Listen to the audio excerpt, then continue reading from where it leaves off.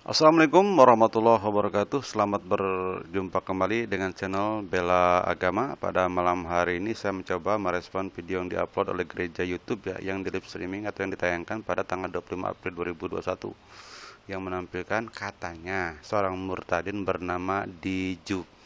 Diju ini perlu diketahui ya, seorang admin daripada channel brandsnya Tamparagi ya, yaitu Murtadin Indonesia.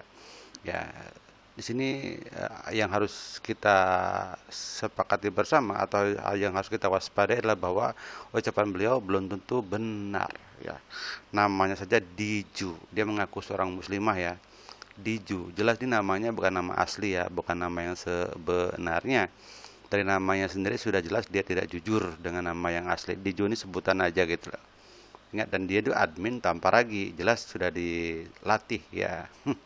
Sudah dilatih tanda kutip ya untuk ya menyampaikan sesuatu terserah sesuai dengan kita Filipi kan, mau benarkah mau tidakkah aku suka, kata Paulus begitu ya dalam Filipi 11:4, lupa lagi saya. Dan lihat mukanya, lihat matanya gitu loh. Dari matanya dapat kita baca ya, dia seorang Chinese.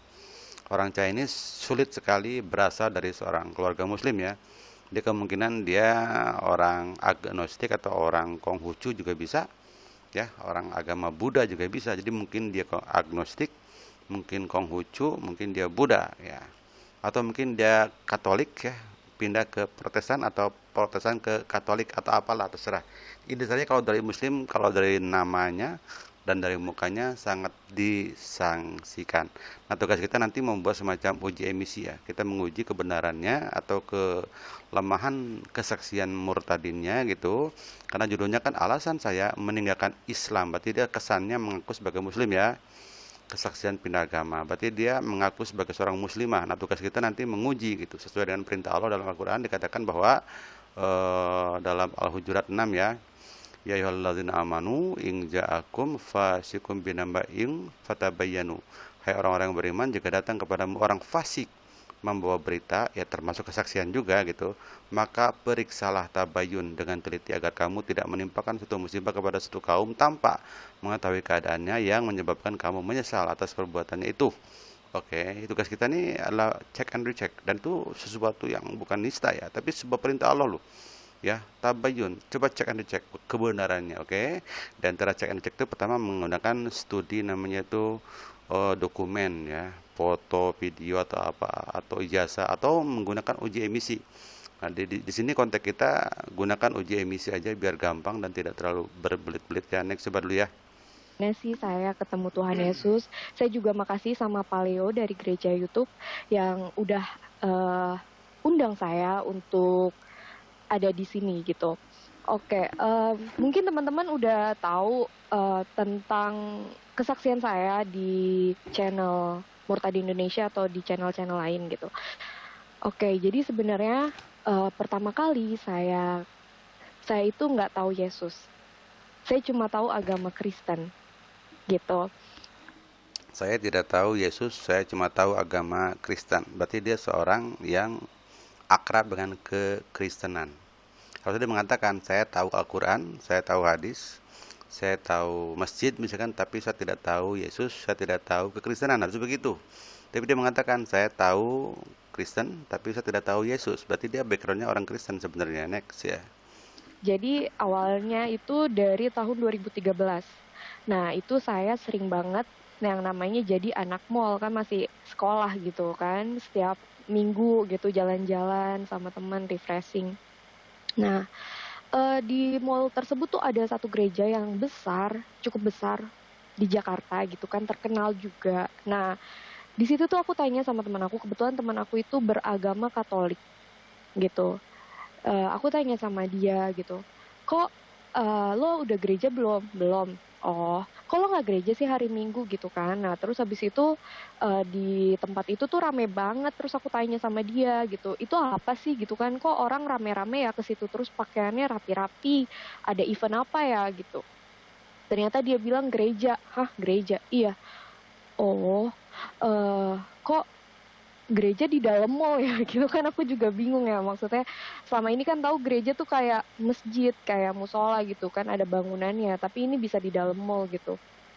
Terus karena penasaran ya, karena kepo gitu kan, jadinya ya udah yuk masuk, dan kebetulan temen saya kan belum bergereja hari itu kan, jadinya saya ajak, sekalian deh kamu gereja gitu kan. Nah, saya tuh nggak tahu bedanya Katolik sama Protestan apa. Yang saya tahu dia orang Kristen, berarti ya udah hari Minggu ke gereja gitu. Jadi walaupun itu gerejanya Protestan, karismatik ya, ya udah saya ajak aja. Nah, di situ kan saya ada pergumulan. Ini jelas ya, si Diju katanya saya ajak saja. Berarti apa? Di sini orang yang mempengaruhi bukan temannya Diju, tapi Diju sendiri. Saya tidak tahu loh Kristen sama Protestan. Ya udah saya ajak aja. Berarti apa? Diju adalah orang yang aktif membawa orang ke gereja, bukan yang dibawa ke gereja. Kalau Diju adalah seorang muslimah, dia berarti apa? Saya terpaksa dibawa. Harus begitu.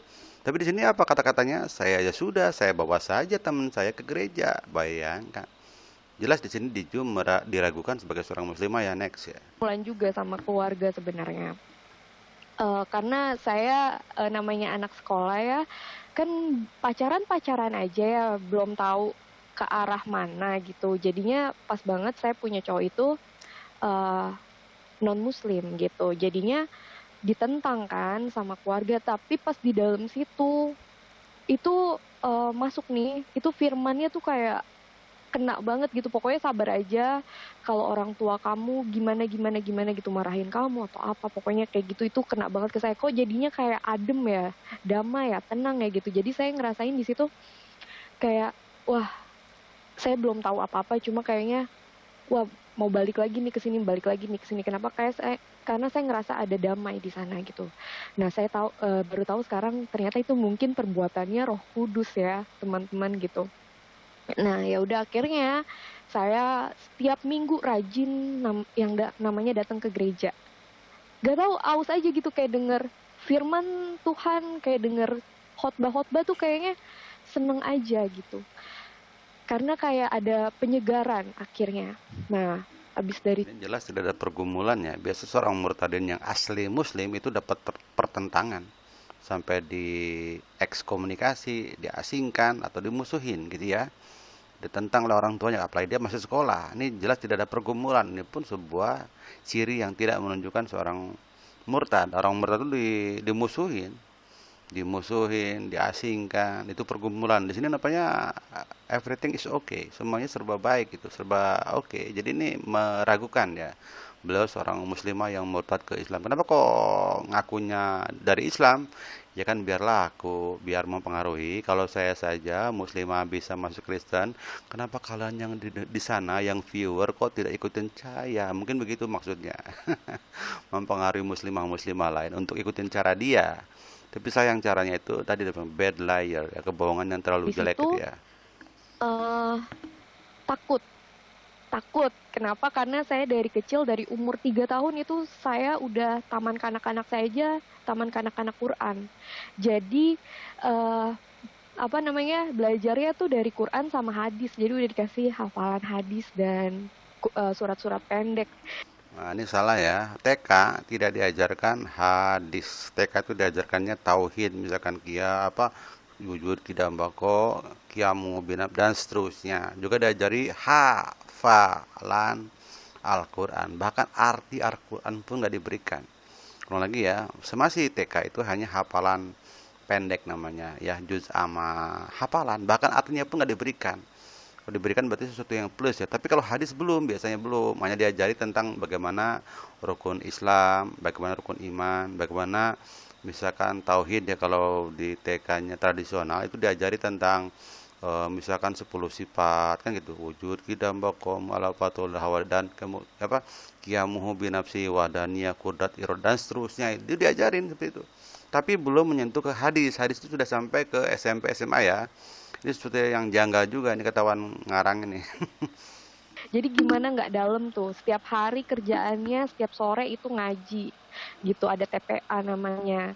Dan lingkungan rumah saya itu kalau udah maghrib ya, itu udah nggak ada yang keluar, anak-anak semuanya yang laki-laki dewasa ke musola atau masjid gitu, yang kita anak-anak belajar ngaji. Jadi benar-benar kayak lingkungan pesantren. Dan nggak nyangka kan, maksudnya saya juga ngerasa nggak mungkin saya pindah iman gitu, karena saya yakin iman saya Nah, di sini kan peragunya lah beliau mengaku dari TPA Al-Quran dan mengaku ngaji, tetapi dia tidak menunjukkan mendemonstrasikan kemampuan membaca Al-Quran. Harusnya membaca Al-Quran dong, apa ke Al-Ikhlas ke Al-Falaq ke Anas, dan tidak. Ini jelas ya dia meragukan sebagai seorang muslimah. Sekali demikian saja postingan kita.